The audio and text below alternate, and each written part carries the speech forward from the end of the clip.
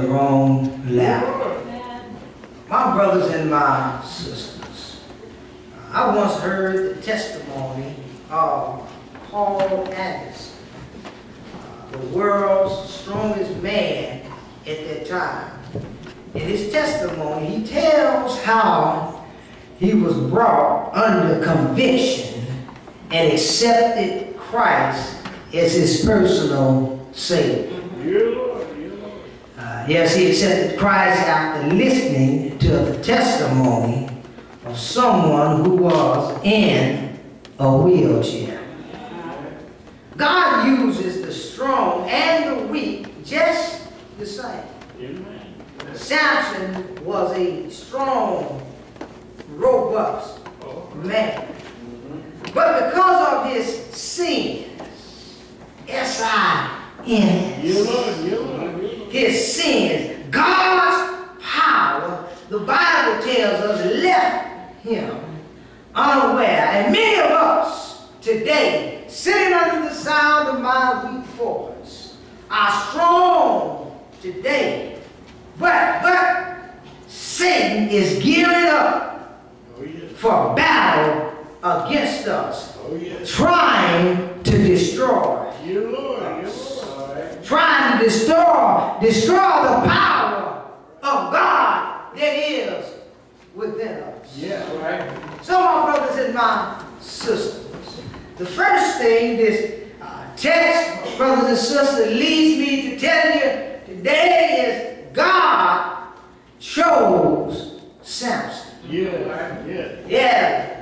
Samson was chosen by God. In your own solitude at home, in your own time, I want you to read the story of Samson. You can start back at chapter 13. God needed a man to deliver his people out of the hands of the Philistines. Samson was that man. And the angel of God spoke to Samson's mother, who was childless. She was barren. The angel told her about God's plan to deliver his people. She was instructed to take the vow of a Nazarene and to raise her son the same way. Yeah, my brothers and sisters, each of us have been chosen by God. We may not have the strength of Samson. We got Hercules here. But we have the same God as Samson. And we expect the same thing of us that he expected from Samson. Are you listening to me? Yeah, my brothers and my sisters, God holds his people responsible because we are in a position where we can either draw people toward God or we can drive them away from God. That's why I tell folks every day, you need to be careful how you say what you said to folks. That's right.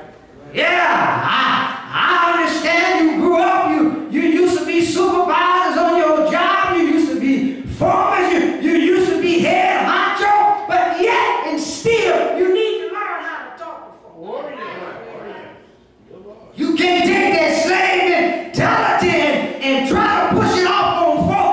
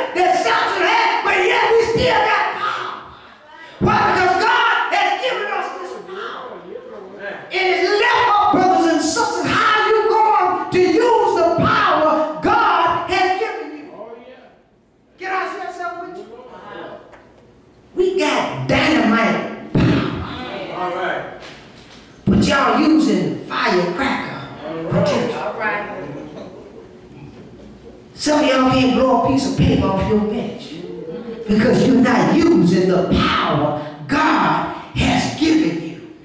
You got dynamite power, but you're afraid to use it. We walking around firecrackers.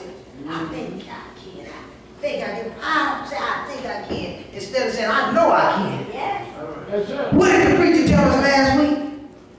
Was anybody listening? Yeah. Huh? You can. You can. We can do all things through Christ, which strengthens us. He told us, yes, I can. The word can should be in anybody's vocabulary. Why? Because the Bible tells us, I can do all things through Christ, which strengthens me.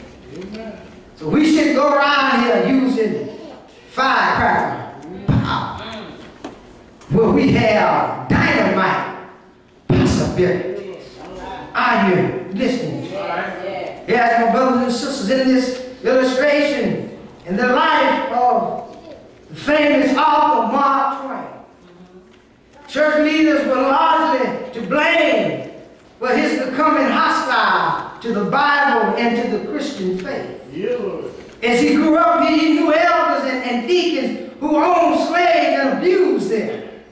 He heard men using foul language and saw them practicing dishonesty during the week after speaking piously in the church on Sunday morning.